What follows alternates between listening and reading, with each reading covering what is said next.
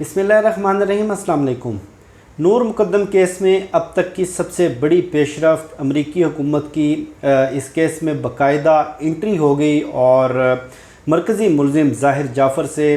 गुज़श्ता रात 25 मिनट की एक तवील फ़ोन कॉल की गई है। उस तवील फ़ोन कॉल में क्या डिस्कस हुआ और अमरीकी हुकूमत ने पाकिस्तान की वज़ारत दाखिला से क्या फरमाइश की और मरकज़ी मुलज़िम ज़ाहिर जाफ़र ने अमरीकी हुकाम से पाकिस्तानी जो हुकाम हैं, पाकिस्तान की पुलिस और जेल इंतज़ामिया के बारे में क्या शिकायतें की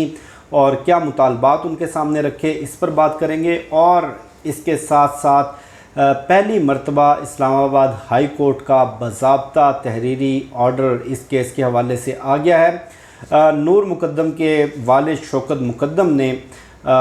जो थेरेपी वर्क्स की टीम है उनकी ज़मानत के फ़ैसले के ख़िलाफ़ अपने वकील के ज़रिए इस्लामाबाद हाई कोर्ट में पटिशन दायर की थी और ये कहा था कि मुझे इन लोगों से जान का ख़तरा है और इनकी ज़मानत कैंसिल की जाए। और उसके अलावा इस केस के मेरिट्स के हवाले से भी कुछ दलाइल दिए गए थे। आज उनकी दरख्वास्त के ऊपर इस्लामाबाद हाई कोर्ट से बाज़ाब्ता तहरीरी हुक्मनामा जारी हो गया और जो हुक्म के अंदर तहरीरी ऑर्डर के अंदर क्या कहा गया, ये थोड़ी सी डिटेल्स में आपके साथ शेयर करता हूँ। एक तो जो नूर मुकद्दम के वालिद शौकत मुकद्दम के वकील शाह खावर साहब हैं, उनके जो तहरीरी दलाइल थे उन दलाइल को आज के तहरीरी फ़ैसले में रिप्रोड्यूस किया गया है, जिसमें एक तो उन्होंने ये नुक्ता उठाया कि चूँकि को अक्यूज़ड हैं इस केस में थेरेपी वर्क्स की पूरी टीम और उनके मालिक, टोटल गालबन 5 मुलज़मान बनते हैं। जो मरकज़ी मुलज़िम ज़ाहिर जाफ़र उनके फैमिली के साथ वो को अक्यूज़ड हैं और उनके ऊपर तकरीबन इल्ज़ामात भी वही हैं जो इनकी वालदा ज़ाहिर जाफ़र की वालदा और वालिद के ख़िलाफ़ लगाए गए हैं। और दूसरा उन्होंने ये कहा कि मुलज़मान को चूँकि एक और अदालत इनकी दरख्वास्त ज़मानत मुस्तरद कर चुकी थी और उन्होंने अपनी दरख्वास्त ज़मानत में इस नुक्ते को और इस चीज़ को मेंशन नहीं किया कि चूँकि एक और अदालत से इनकी ज़मानत मुस्तरद हो चुकी है, ये दोबारा दूसरी अदालत में ज़मानत की दरख्वास्त दे रहे हैं। और उसके साथ साथ जो उन्होंने बुनियादी नुक्ता बनाया था कि ये थेरेपी वर्क्स की जो टीम है ये मुझे शायद कोई जानी नुकसान पहुंचा सकती है, मुझे इन लोगों से जान का ख़तरा है। तो आज बाकायदा तौर पर इस्लामाबाद हाई कोर्ट ने नोटिस जारी कर दिए हैं इस्लामाबाद पुलिस को, जो क्योंकि इस केस की पूरी तफ्तीश इस्लामाबाद पुलिस के पास ही है और जिस अदालत में केस लगा हुआ है और प्रोसिक्यूशन को, और उनसे जवाब तलब कर लिया है। अब सवाल ये है कि इस्लामाबाद हाई कोर्ट में इस आज के तहरीरी हुक्म के बाद बाकायदा समाअत कब होगी, चूँकि अदालतों की छुट्टियां हैं, 1 सितंबर से अदालतें दोबारा खुलेंगी। अभी तक कोई तारीख़ तो नहीं दी गई कि किस तारीख़ को जवाब जमा करवाया जाना है, लेकिन अदालती हुकाम के मुताबिक और वकला के मुताबिक उम्मीद की जा सकती है कि आइंदा 4 से 5 रोज़ में इसकी तारीख़ डाल दी जाएगी। और चूँकि इसका जो अबूरी चलान है वो तैयार हो चुका है और अदालतों की छुट्टियों की वजह से अबूरी चलान अभी तक जमा नहीं करवाया जा सका, कोर्ट में जमा नहीं करवाया जा सका, लीगल ब्रांच में और प्रोसिक्यूशन के पास वो जमा हो चुका है। और बाकायदा ट्रायल के लिए भी यही उम्मीद की जा रही है कि आइंदा 5 से 6 रोज़ में 1 सितंबर की छुट्टियां ख़त्म होने के बाद और अदालतें बाकायदा खुलने के बाद इस केस का ट्रायल शुरू हो जाएगा। ये तो थी अदालत के फ्रंट से कुछ चीज़ें जो मैंने आपके साथ शेयर की। जो जिस बात का ख़दशा था कि अमरीकी हुकाम अपने शहरी को बचाने के लिए बाकायदा इस पूरे मामले में इंटरफेयर करेंगे, और इससे पहले भी इस तरह की बाज़गश्त चल रही थी। और जिस वक्त मरकज़ी मुलज़िम ज़ाहिर जाफ़र पुलिस कस्टडी में था, फ़िज़िकल रिमांड पर था, उस वक्त भी ये इतलात आई थी कि अमरीकी हुकाम ने, अमरीकी सफारत खाने की टीम ने मुलज़िम ज़ाहिर जाफ़र से पुलिस हिरासत में मुलाकात की है। لیکن اس کے بعد ایک پریس ریلیز آئی امریکی سفارت خانے کی جانب سے، اور اس میں کہا گیا کہ کسی بھی دوسرے ملک میں امریکی شہری کے خلاف چلنے والے مقدمے پر یا اس کے ٹرائل پر امریکی سفارت خانہ یا اسٹیٹ ڈپارٹمنٹ یا امریکی حکام اثر انداز نہیں ہو سکتے، اور امریکی شہری کو کسی دوسرے ملک میں جرم کے خلاف وہ ٹرائل فیس کرنا ہی پڑے گا، اور اس طرح کی پریس ریلیز تھی۔ لیکن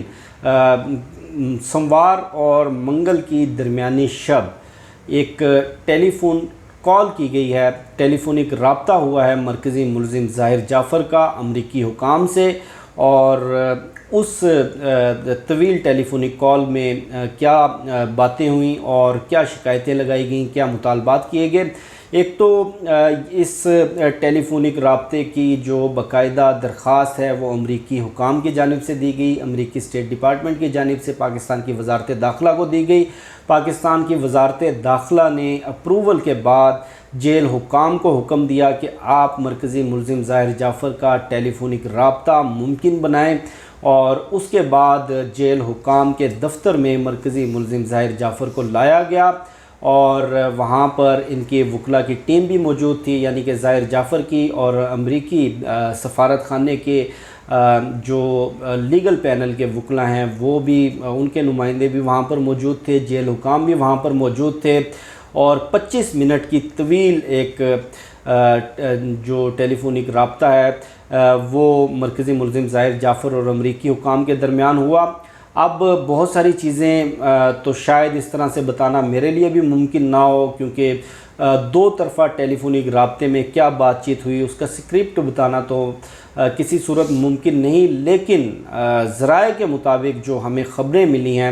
اس میں ایک چیز تو ایبسولوٹ ہے کہ اس 25 منٹ کی گفتگو میں کوئی لطیفے تو نہیں سنائے گئے ہوں گے یا کوئی ایک دوسرے کا حال احوال تو نہیں پوچھا ہوگا۔ ڈیفینیٹلی کیس کے پورے میرٹس کے بارے میں، کیس کی پوری ڈیٹیل کے بارے میں اس کا پورا بیک گراؤنڈ ڈسکس ہوا ہوگا 25 منٹ کے اس رابطے میں۔ اس کے علاوہ جو ذرائع کے مطابق خبریں ملی ہیں، مرکزی ملزم ظاہر جعفر نے امریکی حکام سے شکایت کی ہے کہ مجھے جیل کے اندر وہ بنیادی حقوق نہیں دیے جا رہے جو میرا حق بنتا ہے، مجھے جیل میں سہولیات نہیں دی جا رہی، دیگر قیدیوں کو سہولیات دی جاتی ہیں لیکن میرے ساتھ مختلف رویہ رکھا جا رہا ہے۔ ایک تو انہوں نے جیل کے اندر بنیادی سہولیات کا مطالبہ کیا، دوسرا انہوں نے جیل میں بہتر کلاس کا مطالبہ کیا کہ مجھے بی کلاس دی جائے جو کہ میرا رائٹ بنتا ہے، اور بنیادی سہولتوں کا مطالبہ تھا۔ اس کے علاوہ انہوں نے اس کیس کے حوالے سے امریکی حکام سے باقاعدہ جو قانونی مدد ہے وہ انہوں نے مانگ لی ہے، اور انہوں نے اسلام آباد پولیس کے حوالے سے بھی امریکی حکام کو شکایتیں لگائی کہ فزیکل کسٹڈی کے دوران بھی میرے ساتھ ناروا سلوک کیا گیا، اور مجھے میرے بنیادی حقوق نہیں دیے گئے، اور مجھے لباس تک تبدیل کرنے کا حق نہیں دیا جاتا تھا، مجھے علاج کے حق سے محروم رکھا گیا، مجھے بہتر ماحول اور بہتر جو ڈائٹ جو میرا فنڈامنٹل رائٹ بنتا ہے وہ تک نہیں دیا گیا۔ اس طرح کی شکایتیں تھیں، لیکن باقاعدہ طور پر امریکی حکام سے قانونی مدد بھی مانگ لی ہے، اور یہ جو خدشہ تھا کہ امریکی حکام کی انٹری کے بعد شاید اس کیس میں ڈیفینیٹلی دباؤ تو ہوتا ہے ریاست پر، حکومت پر، اور امریکی میں نے پہلے بھی گزشتہ ویڈیوز میں ڈسکس کر چکا ہوں کہ اپنے شہریوں کے حوالے سے، ان کی سیکیورٹی اور ان کی سلامتی کے حوالے سے بڑا پوزیسو رویہ رکھتے ہیں، اور خاص طور پر ایک ایسا مقدمہ، ایک ایسا ٹرائل جس میں سزائے موت کا سامنا کرنا پڑ سکتا ہو، اس مقدمے میں امریکی حکام ویسے تو انٹرفیئر نہیں کر سکتے، لیکن سفارتی اور سیاسی دباؤ ڈالا جا سکتا ہے۔ اب بہرحال باقاعدہ انٹری کے بعد دیکھنا ہے کہ یہ معاملہ کس کروٹ بیٹھتا ہے۔ آج کی ساری ڈیٹیلز میں نے آپ کے ساتھ شیئر کی۔ اللہ پاک پاکستان کا حامی و ناصر ہو۔ پاکستان زندہ باد۔